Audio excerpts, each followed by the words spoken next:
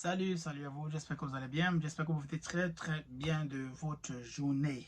Alors, vous savez très bien ce qui se passe. J'ai déjà partagé assez d'informations pour vous informer de toutes les mesures et les restrictions qui sont déjà prises au niveau du Canada pour limiter tout simplement l'accès aux résidents temporaires. Et pour tous ceux qui suivent la chaîne-ci et pour tous ceux qui nous ont suivis depuis le commencement, vous avez toujours suivi mon commentaire disant tout simplement que la meilleure option ou bien l'une des options qui sera toujours et je pense qui sera même très accessible sera bien évidemment le permis d'études. Oui, on le sait, c'est coûteux. Et encore, je précise bien, venir étudier au Canada, c'est pas pour tout le monde. Venir étudier au Canada, c'est pas pour tout le monde. Donc, il ne faudrait pas vraiment vous plaindre du fait que la scolarité est élevée, ceci est élevé, ceci est cher, ceci non. Déjà, avant de commencer votre procédure, vous savez très bien que voilà ce que vous allez payer comme scolarité si vous faites une demande d'admission. Donc, ce n'est pas la peine de venir et ensuite vous plaindre du fait que la scolarité est élevée ou bien c'est très cher. Non, vous étiez au courant depuis le début.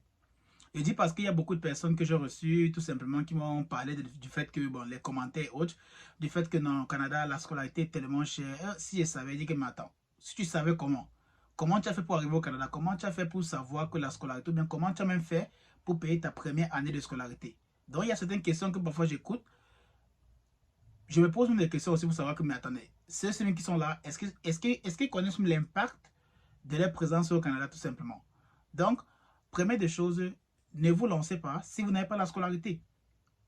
Et ne venez pas vous plaindre du fait que la scolarité est chère parce que soit vous n'avez pas les moyens de payer cela, vous étiez au courant de ça. Vous saviez très bien que voilà le prix de la scolarité en venant étudier au Canada. Tout le monde le sait, c'est cher. Même les propres Canadiens, même les Canadiens se plaignent que c'est cher. Donc si eux, dans leur propre pays, se plaignent que c'est cher, il faut comprendre que ça ne touche pas seulement que les étudiants internationaux. Maintenant, je vais essayer de clarifier certaines choses pour que vous compreniez comment la scolarité fonctionne ici, ou bien les frais de scolarité, ou le droit de scolarité fonctionne ici. Là. Les Canadiens, c'est leur pays, c'est leur nation. Ce n'est que normal que la scolarité soit moins coûteuse pour eux. Mais vous devez comprendre qu'il y a des matières, il y a des programmes d'études que la scolarité des Canadiens est égale à la scolarité des internationaux. Et quand je parle de ce type de programme, je m'adresse beaucoup plus aux programmes, par exemple, de business. Là, on parle de comptabilité, de finances, de médecine. Ça, c'est les programmes que coûte, dans les universités, les Canadiens et même les internationaux voient, ou bien ne serait-ce que même pas juste quelques centimes ou même quelques centaines de dollars, il y aura une différence peut-être de centaines de dollars, mais la scolarité, on peut dire, c'est au même niveau. On peut dire que la scolarité est au même niveau. Donc, certains programmes d'études, les Canadiens se voient en train de payer la même scolarité que les internationaux. Mais la seule différence ici, c'est le fait que le gouvernement finance, tout simplement. Le gouvernement peut financer l'étude. Voilà pourquoi vous avez sûrement entendu dans les films américains ou bien dans n'importe quelle série ou bien des choses, les gens se plaignent du fait que non, ils doivent le gouvernement. Donc, ils ont les dettes qui doivent payer au gouvernement, principalement tous les médecins qui se forment ici au Canada, que ce soit au Canada ou bien aux États-Unis. Sachez que tous ces médecins-là, ils ont les dettes. Donc, ils suivent des formations qui sont totalement financées par leur gouvernement. Et dès qu'ils terminent, ils commencent à travailler, ils doivent rembourser les dettes scolaires. Ce qui est différent des internationaux. Le gouvernement canadien ne peut pas vous financer parce que vous êtes des internationaux, vous n'êtes pas des Canadiens ou bien vous n'êtes pas des Américains, ainsi de suite. Donc voilà, il peut dire voilà la grande différence qu'il y a du fait que le gouvernement finance ou bien peut financer tout simplement les Canadiens pour les permettre de pouvoir acquérir la connaissance, ensuite pouvoir travailler et rembourser la dette par la suite. Parce que c'est leur pays, ils n'ont pas fait cela pour aller n'importe où. Vous voyez un peu, donc la différence est là déjà, comme vous avez compris là. Maintenant, maintenant, j'avais précisé ici là qu'il y a différentes provinces où vous pouvez retrouver certains collèges qui offrent des prix très abordables pour la scolarité. Il y a les provinces comme Saskatchewan, il y a les provinces comme le Nouveau-Brunswick, il y a les provinces comme Manitoba, il y a les provinces comme Alberta. Là, dans ces provinces-là, vous pouvez retrouver différents types de choix de scolarité très abordables comparé par exemple aux provinces comme Ontario, Colombie-Britannique, le Québec.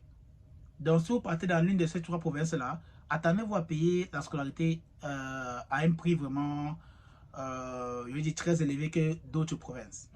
C'est ça, c'est comme ça. Donc, il n'y a pas plus que ça, ça sera ça. Donc, comprenez seulement que c'est ça.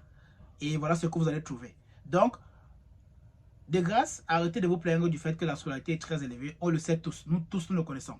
Tout le monde qui est venu étudier au Canada, que ce soit maintenant, que ce soit dans le passé, qu'on connaît très bien que la scolarité, c'est l'un des facteurs qui décourage beaucoup plus les étudiants internationaux de venir étudier au niveau du Canada.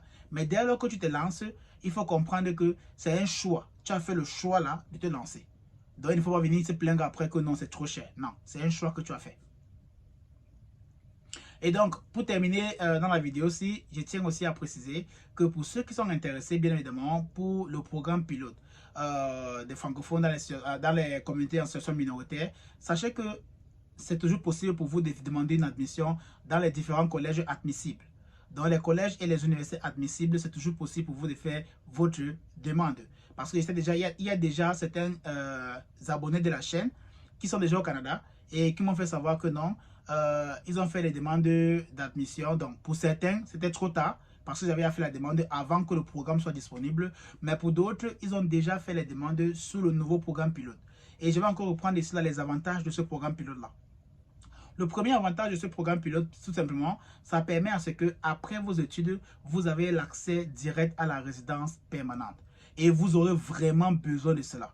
Pourquoi? Parce que les mesures ne font que changer. Et on sait très bien que d'ici octobre, il y aura les élections. On ne sait pas qui va gagner, mais attendez-vous à ce que si ça tombe dans les mauvaises mains ou bien des personnes, vous voyez un peu, qui n'ont pas trop l'attirance pour l'immigration, ils pourront peut-être mettre des mesures très strictes et ça sera encore plus difficile d'obtenir la résidence permanente. Donc, le plus tôt, vous faites des demandes d'admission via le programme pilote pour obtenir votre admission. Ensuite, faire votre demande d'admission, votre demande de permis d'études. Là, vous saurez très bien que vous êtes déjà inscrit dans le programme là. Donc, après vos études, vous pourrez directement faire la demande de résidence permanente. Et le programme d'études que vous allez choisir, dépendant de l'université ou du collège, il y aura les programmes qui vont vous envoyer ou bien ils vont citer sur leur site web.